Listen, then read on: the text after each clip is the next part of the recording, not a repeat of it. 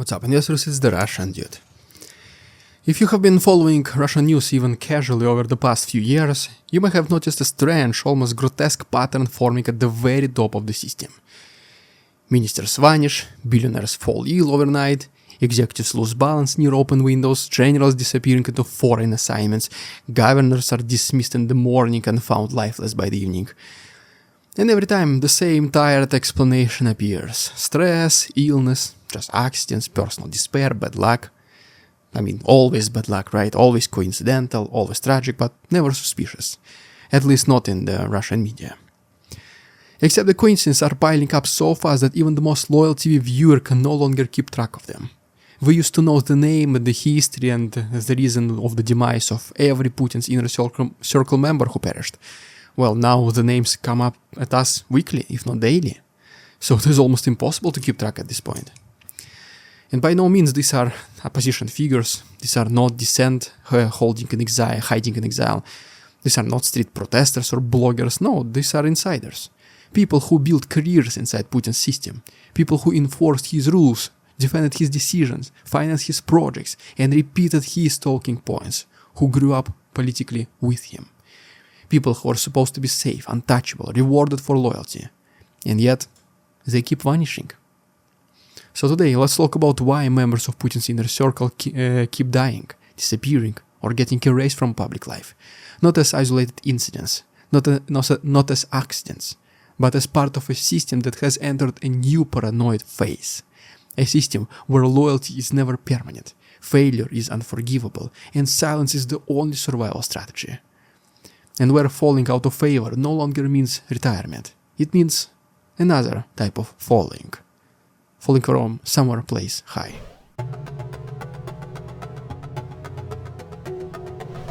Roman Starovoyt was not a nobody. He was not reckless, he was not rebellious, he was a loyal functionary who climbed the ladder exactly the way the Kremlin expects you to do.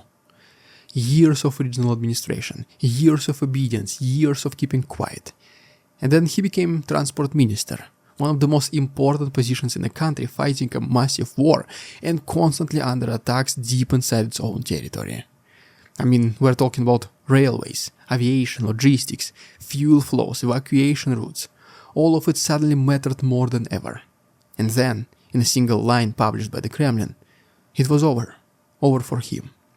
Relieved of the post, as they mentioned. No explanation, no farewell, no gratitude, no, just erased. Hours later, Starovoyt was found lifeless inside his vehicle in a wealthy Moscow suburb, with the official version released almost immediately. Case closed. Nothing to see here. But here's the problem. People like Starovoyt do not simply fail. They fail for somebody else. He had served less than a year in the cabinet, but his real vulnerability came from earlier, from the Kursk region. The region that embarrassed the Kremlin when Ukrainian forces crossed into Russian territory and held ground for months. That was not supposed to happen. Not on paper, not on TV, not in Putin's personal reality. In Putin's system, failure is not measured by competence. It is measured by symbols and TV propaganda segments. So the moment reality punctures the image, someone must pay. And that somebody is rarely the man at top. It's never Putin. It is always the man closest to the problem. Starovoyt, for example, conveniently appearing, controlled budgets, he controlled construction contracts, he controlled defensive projects, and suddenly investigators became interested in him. Deputies were arrested, testimonies were prepared, files were opened. In a normal state, this would lead to court proceedings, but in Putin's state, it leads to something much quieter, much faster, much cleaner. And Starovoyt was not alone. The same day his body was found, one of his long-time associates, a railway official named Andrei Korneychuk, reportedly collapsed, just like this, during a business meeting. No warning, no illness, in perfect health. That's it, just gone. Two connected figures removed within hours. I mean, that is not coincidence. That is containment. Before we continue, guys, I want to once again raise the same topic we've been speaking about previously earlier this week.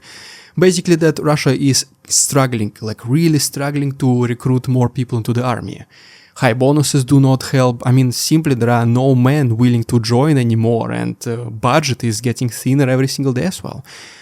At the same time, have you ever guys felt like the same story can be even paint totally different pictures depending on where you look? I mean, just check this out. One headline says, Russia is offering high salaries, freedom for prisoners, and visas to foreigners to replenish troops in Ukraine.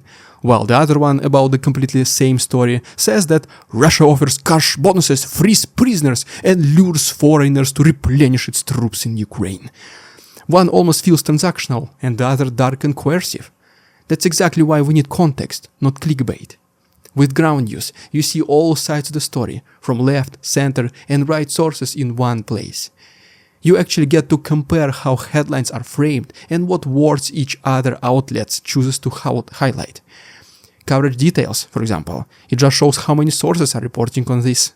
Compare headlines, it just shows how language shifts from job incentives to lures and freedoms across political spectrums. That's not guesswork, that's true perspective. And with bias ratings, you can tell who is saying what and where they're coming from. So you stop getting spun by sensational language and start thinking critically.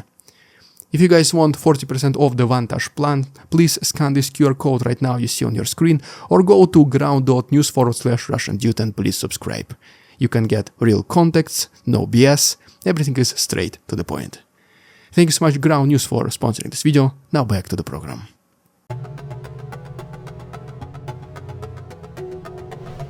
To understand why this keeps happening, you have to understand how Putin's system actually works. It is not built on rules, it is built on personal trust. And trust in the system is temporary, conditional, fragile. The moment something goes wrong, loyalty stops mattering. Political scientists have been saying this for years, but the war accelerated absolutely everything. Putin values devotion over performance. He wants people who tell him what he wants to hear, who filter reality, who make problems disappear on paper. Well, that works well, I guess, until eventually reality breaks through. It always does. And when it does, the same people who hid bad news become liabilities. This is where exactly paranoia kicks in. Questions start to be asked. Who knew earlier? Who didn't report the truth? Who allowed embarrassment? Who might testify? Who might talk? Who might save themselves by sacrificing others? At this stage, removal becomes preventative. It's not punishment, no, it's just, I guess, Kremlin's way of risk management. Just take a look at the pattern.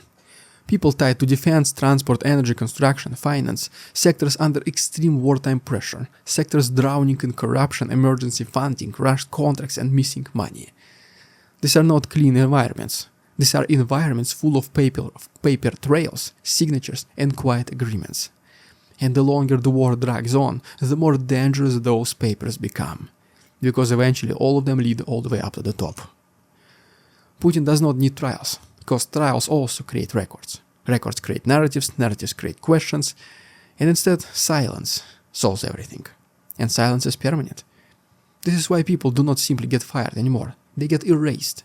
Because an erased person cannot testify, cannot complain, cannot negotiate, cannot leak. And this is why fear has replaced ambition inside the elite. Nobody is trying to stand out anymore. Nobody wants success. Because success draws attention, attention draws risk. And taking risks opens windows. Just that these are not windows of opportunities, but, well, actual windows. It is no random I refer to this method of silencing the Kremlin's elite because that is one of Putin's favorites. So let's talk about it in more details and who it applies to in our next chapter. Once you notice the pattern, it becomes impossible to unsee. Powerful figures fall from windows, not once, not twice, dozens of times. Others stumble down the stairs, others suffer unexpected health crises, others are found lifeless in hotels, offices, or remote locations under circumstances that raise more questions than answers. Oil executives, regional officials, military-linked managers, parliamentarians, people who were wealthy, protected, and surrounded by security, their own security, Kremlin's security. People who knew better than to act recklessly, and yet, the official explanations never change. The numbers are staggering as well. Some years saw 24 such cases among Russia's elite alone, just in the whole year, 24. And these were not anonymous people. These were men with bodyguards, drivers, medical care, the best one, and influence. People who understood the rules of survival better than anyone else. But here's the thing. Survival rules changed. After the invasion of Ukraine, Putin summoned Russia's richest and most powerful and demanded solidarity. That's very important. Not support, not assistance, but solidarity. That word matters in the Kremlin. Because solidarity implies obedience, absolute obedience, without questions, without hesitation. The message was clear. You're either with the state or you're expendable. And over time, even being with the state stopped being enough. Any hesitation, any delay, any failed project, any unfulfilled promise, any hint of doubt, and that was enough. Even figures once considered untouchable began to fall. Defense ministry insiders, longtime allies, trusted managers, and suddenly the phrase accident, quote-unquote, became the most flexible word in the Russian language, applied to absolutely every single person. Even if the Minister of Defense of Russia itself, Sergei Shoigu, can be removed from his post and humiliated, I mean, just who else can remain absolutely untouchable? Well, at least Shoigu survived, for now. He's been flying really close to the sun, for better or worse.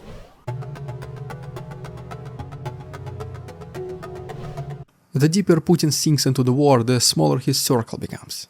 He trusts fewer people, he listens to fewer voices, he relies more on instinct and less on information. And that is a very dangerous place for any authoritarian leader. History shows that long wars breed suspicion. Every failure feels personal, every setback feels like betrayal, every bad report feels like sabotage. And Putin's fear is simple, that someone inside his own system might decide he is the problem. That is precisely why popular generals disappear into foreign assignments. Cue Surovikin. This is why influential ministers are demoted quietly. This is why security elites are reshuffled constantly. This is why even legendary loyalists are not safe. You can do everything right and still be removed eventually. You can be loyal for 20 years and still fall out of favor.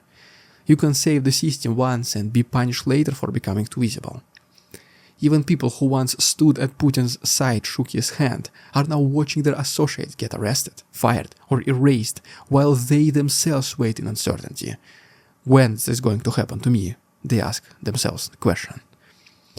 Some remain in public view, but stripped of power. Others are sent abroad. Others vanish completely. And looming all over all of this is the unspoken rule. If you become a risk, you will be neutralized. Not loudly, not publicly, but quietly and efficiently. This is not chaos. This is discipline through fear. Members of Putin's inner circle keep dying, disappearing, or being erased because the system they helped build is now eating itself. A war that was supposed to last days has stretched into years. A leadership style built on control has turned into one built on suspicion. Loyalty has become temporary, competence has become dangerous, visibility has become fatal. In this system, failure is not corrected, it is eliminated.